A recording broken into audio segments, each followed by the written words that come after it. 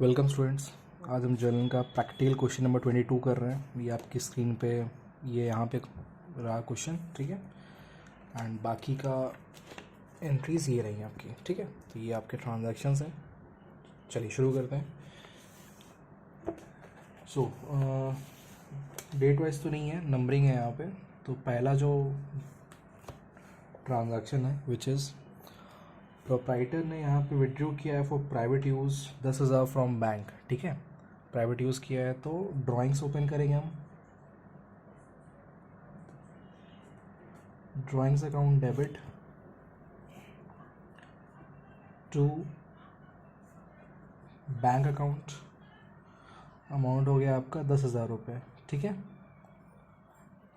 तो ड्राइंग्स होती है पर्सनल यूज़ के लिए होता है, ड्राइंग्स ओपन करते हैं और बैंक से पैसे जा रहे हैं तो बैंक हमने क्रेडिट कर दिया। Being drawings made. चलिए नेक्स्ट आते हैं। अगला है हमारा goods costing 50,000 burn by fire. तो इसके लिए हम ओपन करेंगे loss by fire account.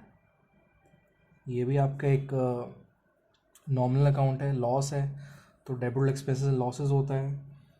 And आपके गुड्स डैमेज हुए हैं तो टू परचेज अकाउंट को आप यहाँ पे क्रेडिट कर लोगे।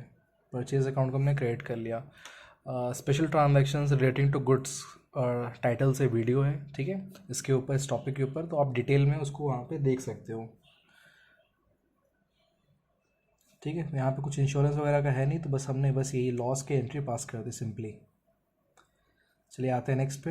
अगला ट्रांजेक्शन है हमारा, यहाँ पे परचेज़ किया गया है मशीनरी फॉर कैश 1,50,000 और पे किया गया है 2,000 रुपये उसके इंस्टॉलेशन के लिए, ठीक है।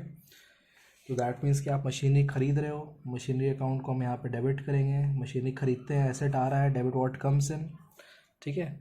मशीनरी को हमने डेबिट कर लिया और हमारे पास से पेमेंट हो रही है, कुछ मेंशन नहीं है तो कैश में ही हो रहा होगा। और टोटल अमाउंट हो जाएगी आपकी 1,52,000।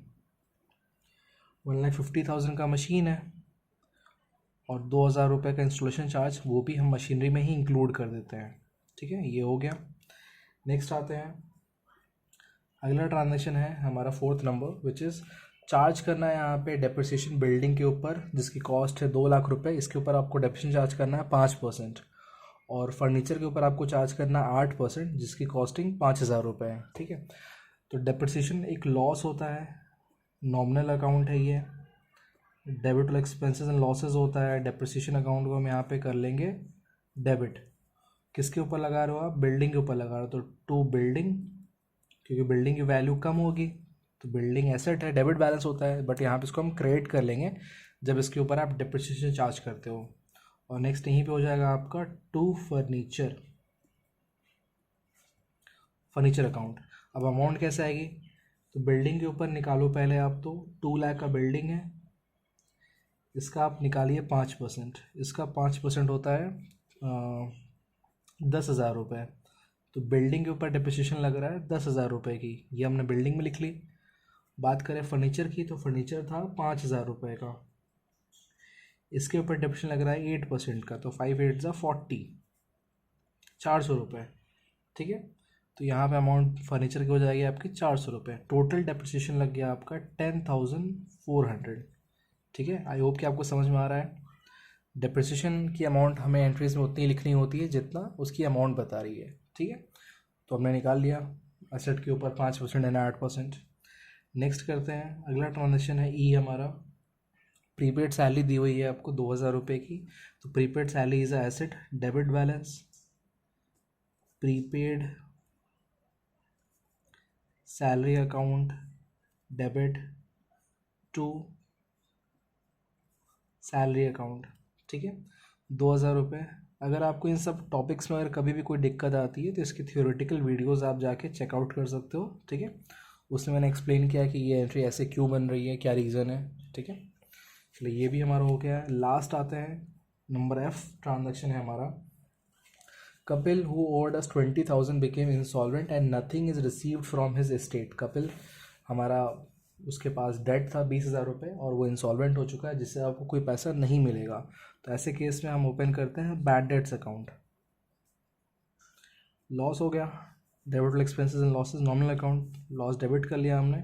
ये लॉस किसने दिया आपको? कपिल ने दिया। क्रेडिट द गिवर, तो कपिल यहाँ पे हो गया क्रेडिट। अमाउंट हो जाएगा आपका 20,000 रुपये, 20,000। ये 20,000 पूरा आपका पैसा ये डूब गया, बैड डेट्स हो गया आपको, ठीक है। हम नरेशन क्या लिख सकते हैं? नरेशन लिख सकते हैं हम लोग इसका बीइंग डेट्स रिटर्न ऑफ, या being bad debts return of.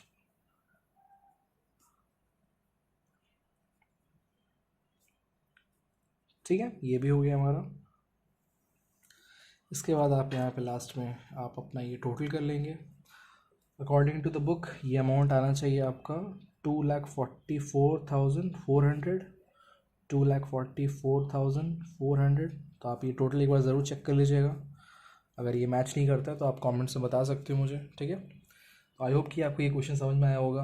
Most of the transactions आपके पुराने रिपीटेड थे, जो हमने ऑलरेडी पिछले वीडियोज़ में आप देख चुके हो, सीख चुके हो, ठीक है। तो बट फिर भी आपको कोई डाउट रहता है तो कमेंट्स में ओपन बॉक्स है आपका, वो आप कभी भी आप उसमें कमेंट कर सकते हो, ठीक है। Thank you students.